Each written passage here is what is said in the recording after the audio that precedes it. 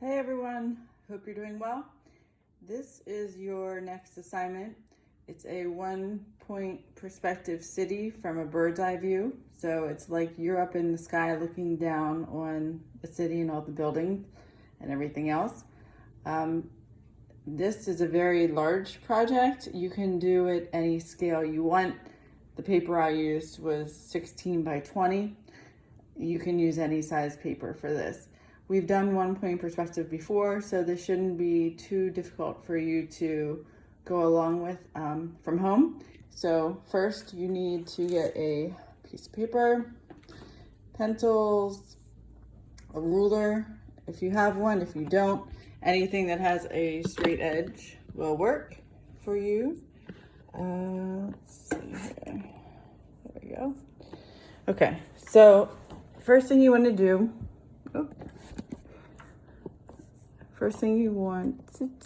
is get your ruler, and we want to find the center of your paper. So there's many ways to do that. You can measure, which is what we're going to do this time. My paper is 11 inches long, so you want to find the middle of 11. So you do the length of your paper divided by 2. So 11 divided by 2 is 5.5. So I'm going to put a little mark at the 5.5. I'm going to slide my ruler down to the bottom of the paper and do the same thing, 5.5. So we can connect those to form our center line. Turn your paper, do the same thing. This paper is just copy paper, so it's 8.5 inches wide. So 8.5 divided by 2 is 4.25. So I'm going to mark 4.25. That's 4.25. If you're not sure how to read a ruler, I don't know if you can see this because of the glare. Here's 4.25. The longer line is the 4.5. This would be 4 3/4, and then obviously up to the next inch, 5. So 4, 4.25, 4.5, 4 3/4, and 5. Okay. So at the other side, mark the 4.25 and draw your line through the middle. This is your horizontal line. This is how we find our vanishing point. This spot where the two lines intersect is called the vanishing point, and we're going to be using this point to draw pretty much everything in the drawing. When I assigned this, I asked the kids to draw 3 or 4 buildings in each quadrant. So these are the 4 quadrants. Any type of building is fine. What I mean by that is, if you look at this, there are different shaped buildings. The top of this one's a square, that one's a rectangle, this is like an L rectangle. Any shape you want, you can do. So again, 3 or 4, just so you can see better. I'm only going to do 3 in mine. I'm actually going to do a triangle one, square. Actually, I'm going to do a circular one.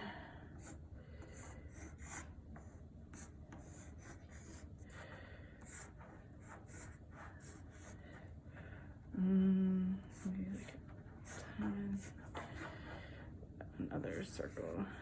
Anything you want. If you want to do all square ones or all rectangle ones, that's fine. So I have all my shapes. What you're going to do is use your ruler or your straight edge and put it beside the vanishing point. So put your pencil on the vanishing point, slide your ruler over to the first shape, the edge of it. You're going to draw a line that goes to the vanishing point. You can make this line light because we're not keeping all of it. Some of this will be erased later. Whenever you hit a corner, you're going to draw a line to the vanishing point. Now this one hits this building. So once that hits the building, the line is done. It does not continue past, okay? So this building is in front of that building. So you will not see that line because it's behind this building. So I'm going to finish that shape and stop the line, hit the building. They all need to go down to the vanishing point. The one in the front, same thing. Lines go to the vanishing point. Okay, next square. I'm gonna go a little faster here, so, all right. all connected to the vanishing point. Again, not too dark because you will be erasing. Now with the circle, it's a little different, but make sure you have the edge. Don't start here. You need to be at the very edge that lines up with the vanishing point for the edges to the vanishing point.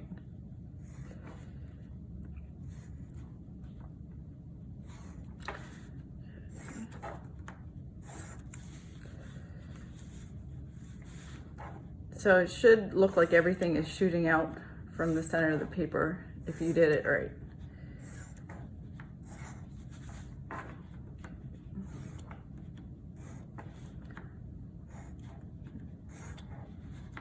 All right, now that we're done with that step, the next step is to end the buildings. So the buildings aren't all coming from this little dot. They all have their own space in the quadrant. To show that, you can decide how tall you want them to be, where they sit on the quadrant, but the way you end them is by making a line that's parallel to the edge of the shape you're working with. So this is our first building we're working with. I'm gonna make it a little darker so you can see. The edge of this is vertical, straight up and down. So that means when I go to the bottom where I want it to end, that line also needs to be the same direction, vertical, parallel to the edge. This is this way, so the end of that part will be this way. Vertical, vertical, horizontal, horizontal. At that point, you may erase those guidelines because we're done with them. Okay, so we have our building. Again, this one is kind of at a diagonal, and it's actually going to end behind that, so we don't have to show the bottom of that because we don't see it. We will need to show the bottom of this one, which is another angled diagonal line, and I'm going to make it stop about right there. So that building is now done. Circular building has a curve, so the bottom of it is also going to have a similar curve, okay? And those vanishing points are done. So that quadrant has the building shapes all done. I'll do one more here. This building, vertical, I'm gonna end it down here. Straight across, we won't see it because it's behind this building. This building, this edge is straight up and down. The bottom will end straight up and down. Horizontal, horizontal. That building's done. Okay, straight up and down. I'm gonna end that about right there. This one's gonna be a really skinny line, but it needs to be the exact same angle horizontally, and those buildings are done. I'm not going to do the whole paper because it'll be a very long video, but you're going to do the same thing for all of your quadrants. The next step is to draw the level lines, how many levels the buildings have. So to do that, you're going to go straight across. If the building's straight. So you can make them as far apart as you want. Some buildings might have more floors than others, but you're going to make the lines parallel with the top edges of your building. So if this is horizontal, all your lines for the floors are going to also be horizontal. So straight across, because this is straight across horizontally for this building, I'm going to draw that many. When I do the side of the building, they're going to line up with the edges of the lines I already drew. So it's going to be straight down the side like that, all the way down to the bottom.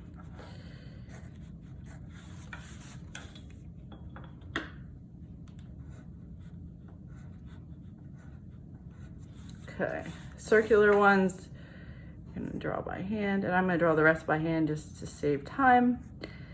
As you get further away, the floor lines should be closer together, okay? Because things further away look closer together.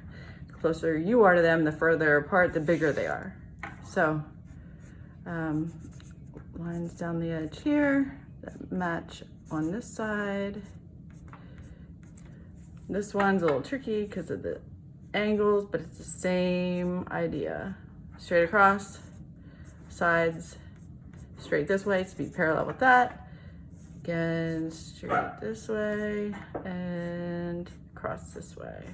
So we have our floor lines done. If you did it right, yours will look like that.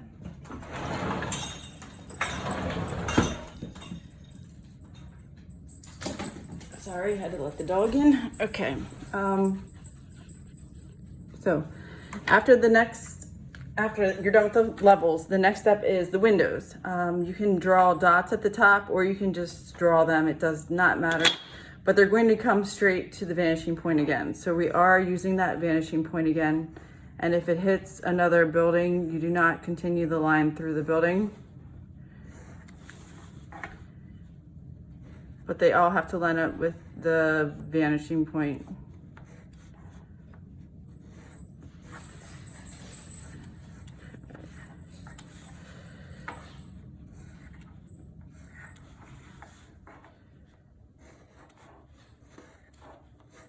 All right.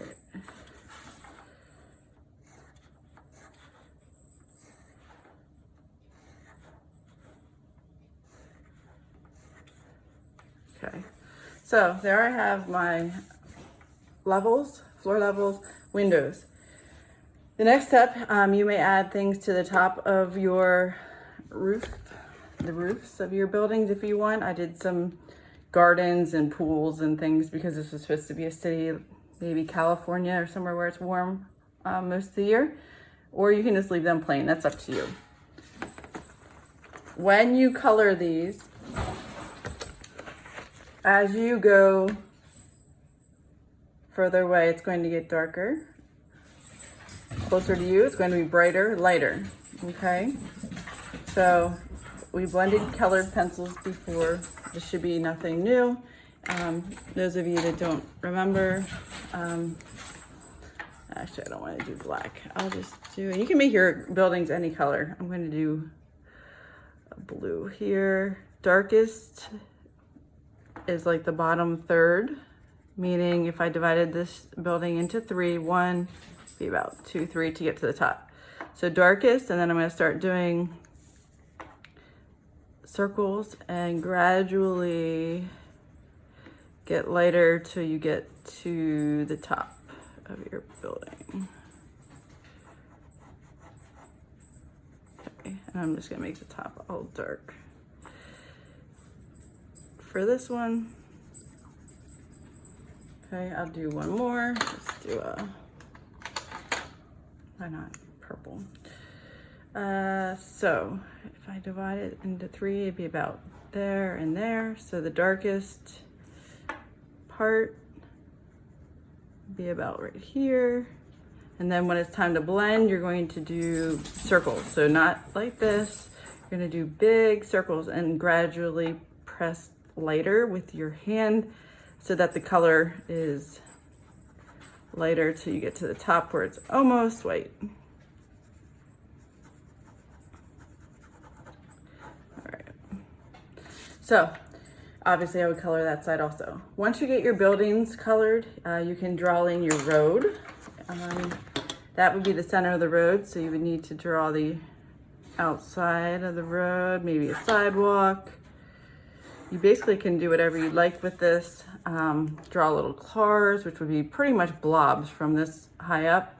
Maybe draw little bushes around the buildings or little walkways that come out to the road if we had the road there. Whatever you'd like. You can add other things in the background, more buildings maybe, or a park or parking lot or anything you can think of. You can pretty much do whatever you'd like with this to make it your own type city. If you have any questions, please email me or message me and I'll do my best to help you. I hope you have fun and I'd love to see what you guys try. Have a good day. Bye.